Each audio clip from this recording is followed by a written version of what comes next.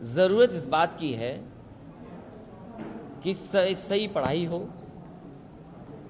Employment मिले और सही वक्त पे नौजवानों की एनर्जी यूज़ हो।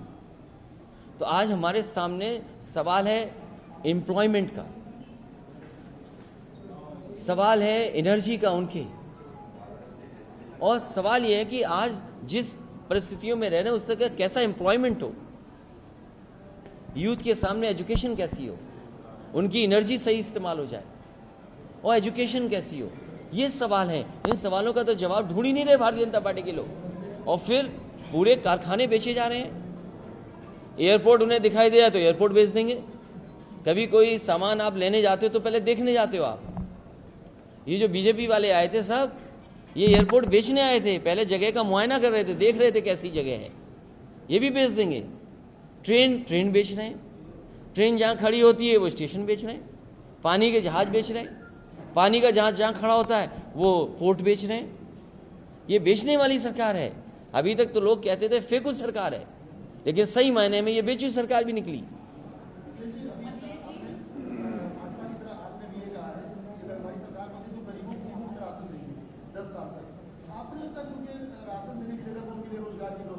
फिलहाल उनका पेट भर जाए, मेहनत कैसे करेंगे? अगर उनसे मेहनत करानी है, उनका जीवन जिए, तो हम बीजेपी से जानना चाहते हैं कि आपने पहले नवंबर तक दिया, क्योंकि यूपी में चुनाव आ गया तो मार्च तक दे रहे हैं आप।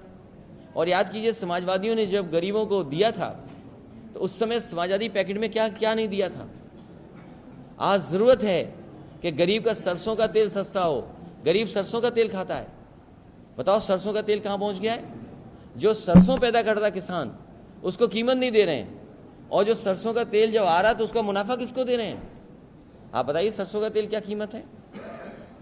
जो गरीब का तेल है वो भी महंगा कर दिया सरकार ने। और याद कीजिए वो मंत्री कह रहे थे बीजेपी के कि महंगा इसलिए है कि सरसों के तेल में मिलावट नहीं हो पा रही है। बताओ बीजेपी के लोग मिलावट करके सस्ता करते हैं, और इसका मुनाफा सोचिए किसके पास है? जो लोग पानी का जहाज जहाँ खड़ा होता है पोर्ट खरीद रहे हैं, एयरपोर्ट खरीद रहे हैं, वो भी तेल बेच रहे हैं। बताओ, उनसे कहो भाई तेल तो छोड़ दो।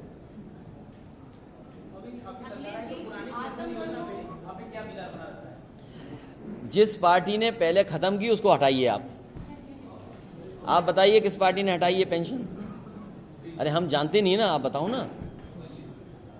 देखिए, तो बीजेपी को हटाइए, फिर हमसे सुविधा लीजिए। बहुत सारे शहरों के नाम बदले, जिसमें कल एक संकेत दे दिया गया कि आजमगढ़ को आजमगढ़ बनाया जाए। देखिए, हमारे मुख्यमंत्री जी कमाल के हैं। जब से मैंने उनसे कहा कि जो बिजली का उत्पादन आपको बढ़ाना चाहिए, और आप तो घर के लोग हैं, कुशीनगर के हमारे पत्रकार साथी हैं, हम तो कई बार कह चुके हैं कि उन्हें कम से कम बिजली बनाने वाले प्लांटों का नाम तो लेना चाहिए कि उन्होंने कौन सा प्लांट लगाया है। अभी तक उनके मुंह से हम सुन नहीं पाए 3x660 super critical thermal plant, आज तक नहीं सुन पाए। और सुनने में ये आ रहा है कि आजकल वो अकेले में प्रैक्टिस कर रहे हैं कि 3x660 super critical thermal plant कब बोलना पड़ जाए। तो हमारे बाबा मुख्यमंत्री जी आजकल अकेले में प्रैक्टिस कर रहे हैं 3x660 super critical thermal plant. और हम तो कह रहे हैं कि जो काम अपना बना रहे हो, एक्सप्रेस वे का जो अपना बना रहे हो, कम से कम ये तो प्रैक्टिस कर लो कि कितनी लंबाई का है, वो भी अकेले में प्रैक्टिस कर लो, नहीं तो कहीं भूल गए तो बड़ी दिक्कत आएगी। इसलिए नाम बदलने वाली सरकार, रंग बदलने वाली सरकार, जनता इसको बदलने जा रही है। और इस बार किसान ने, नौजवान ने, व्यापारी ने तय किया है, बदलाव होना निश्चित है।